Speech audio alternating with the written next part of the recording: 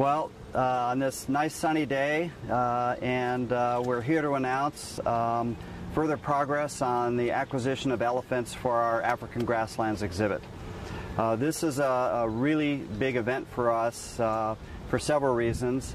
Number one, Omaha has been so looking forward to having elephants back here since 2011 when we last had them back.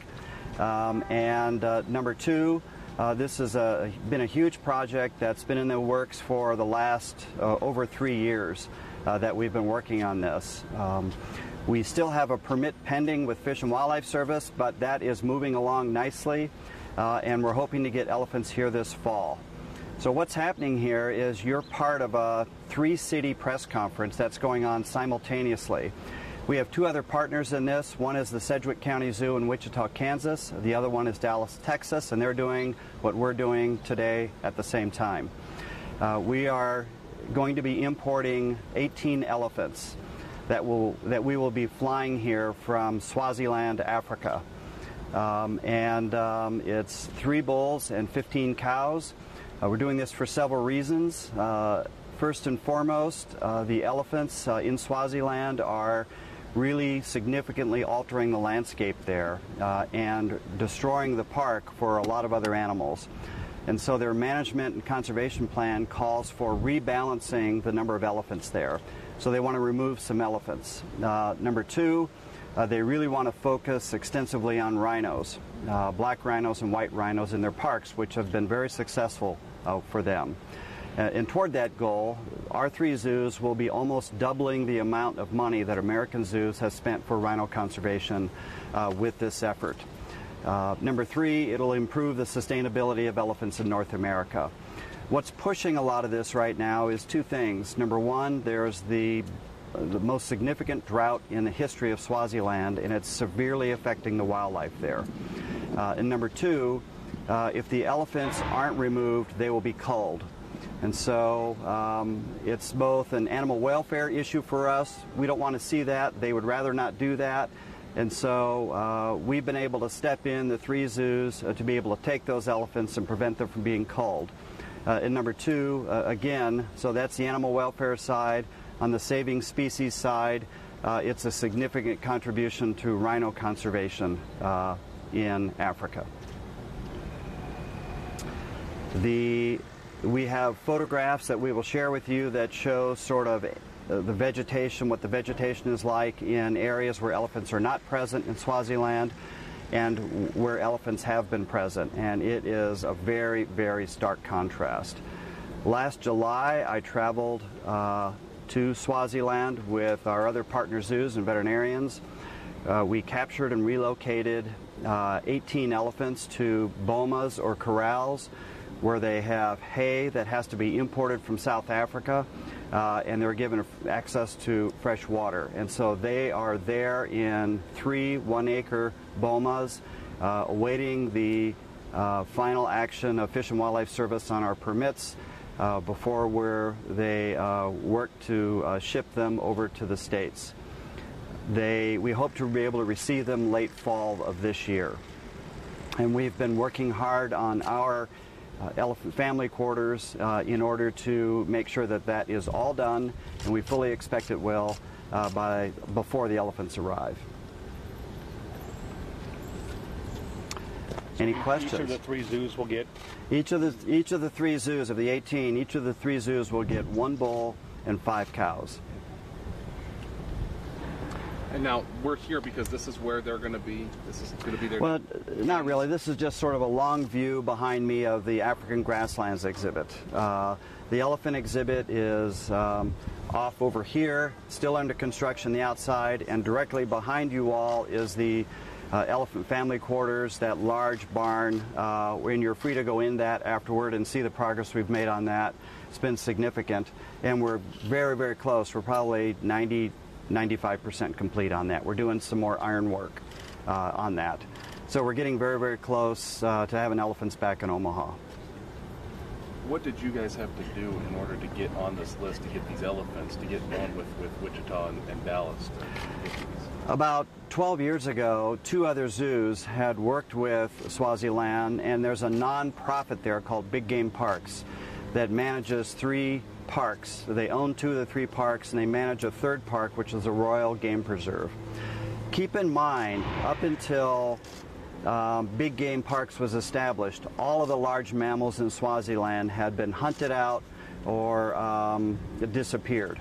So there were no large mammals, no lions, no antelope, no elephants, no giraffe, nothing.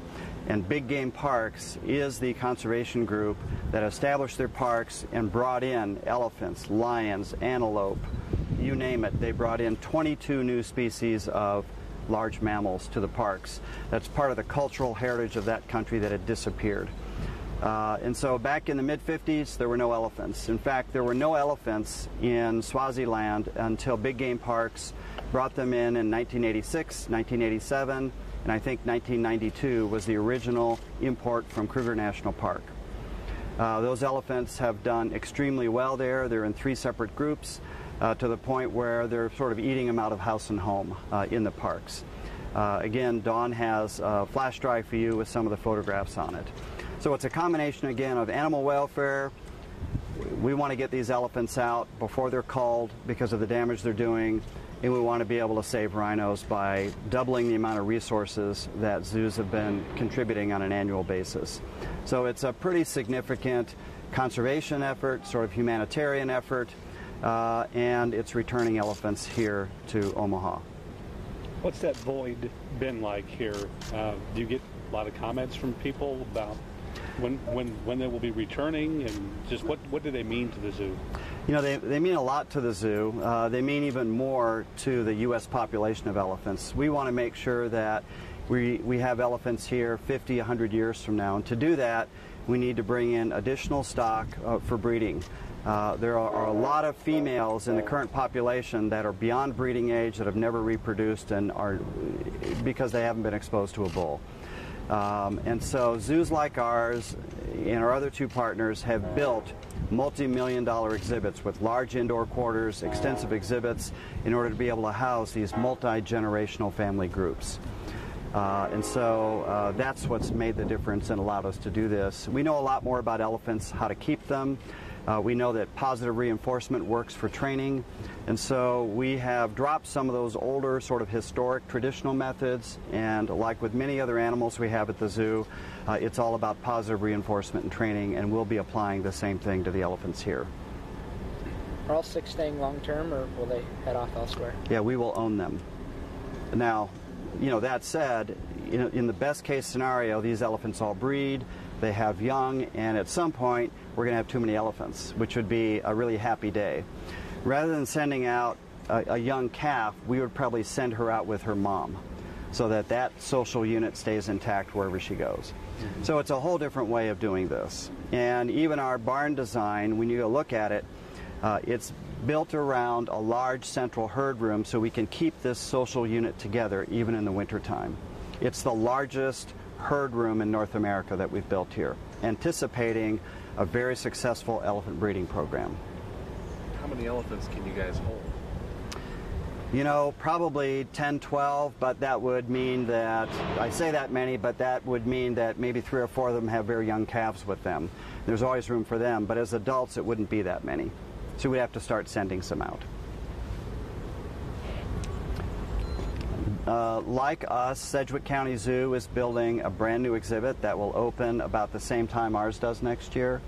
And Dallas has had an exhibit open for 4 or 5 years now. It's a fantastic exhibit.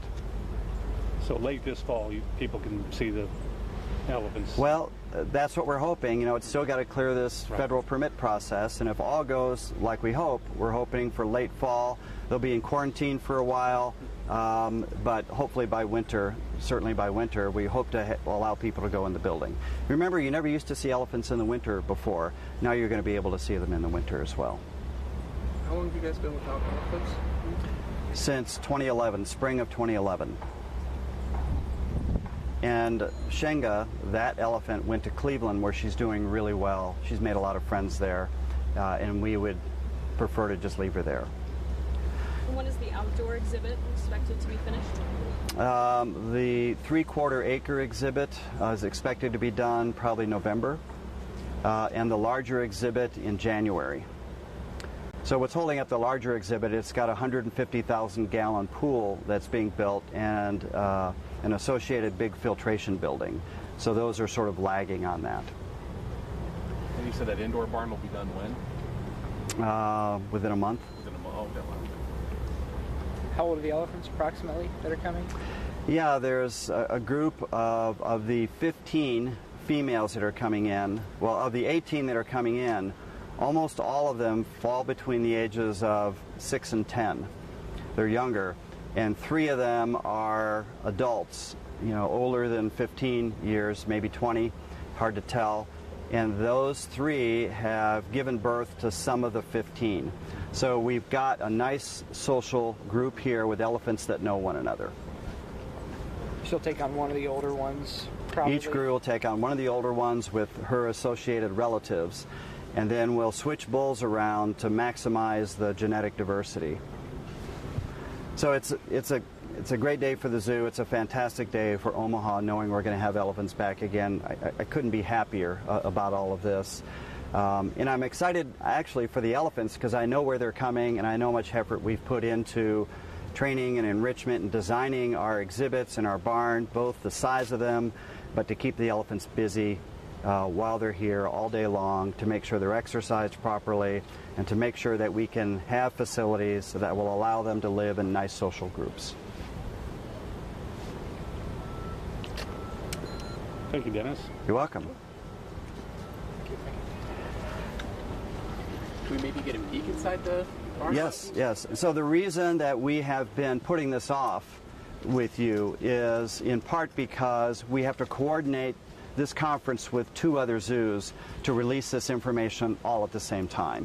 If we were to jump the gun, then it would have sort of ruined theirs. So if we put you off a little bit, or we're sorry, but we have other partners to consider in all this as well. Everyone has to be ready. Everyone has to be ready at the same time is the key thing there. So stay tuned. We've got animals. Fall is shipping time because the temperatures moderate. It's easier on the animals, and so we're starting to get things in for the African grasslands. Most of it will come in this fall. There may be some that comes in next spring, the other usual time. When you fly them in, will they're all going to come together. Where are they going to go to first? I mean, it kind of go through the process as far as how you just, I'm more curious than anything, how you get elephants here. Because it's not like moving a couch. No, it's not. So there are crates being built for them, custom crates being built for them, smaller ones for the littler elephants, bigger ones, taller, a little wider. We are still working out the logistics of all this because it's quite complicated. And so the likelihood is that they'll fly in a 747, a special charter, a freighter. They will leave Swaziland. They will fly, refuel somewhere along the way. They will drop 6 elephants in Dallas, 6 in Wichita, and end their journey here in Omaha. Gotcha. Okay. And there's a lot more to it than that, but generally that's how it all works out. Again, the logistics haven't been completely ironed out yet. When they land here, they send them, on a truck or a rail, or how? When they land here, they'll offload them onto the ground and then onto a forklift and then be placed on a truck. If it's cool out, we'll put tarps over the truck or get an enclosed truck. As you know, it's just a short drive from Epley. So they'll come here, and if it's too cool out, one of the wonderful advantages about this building is we can drive a truck into that building. We have 17-foot wide doors, which you'll see. So even in the winter, we can bring all 6 crates in, put them in, and then using a crane, lift the doors off. These are big, heavy steel crates. Lift the doors off, and so we can get them in quickly if it's cool out and get them warmed up.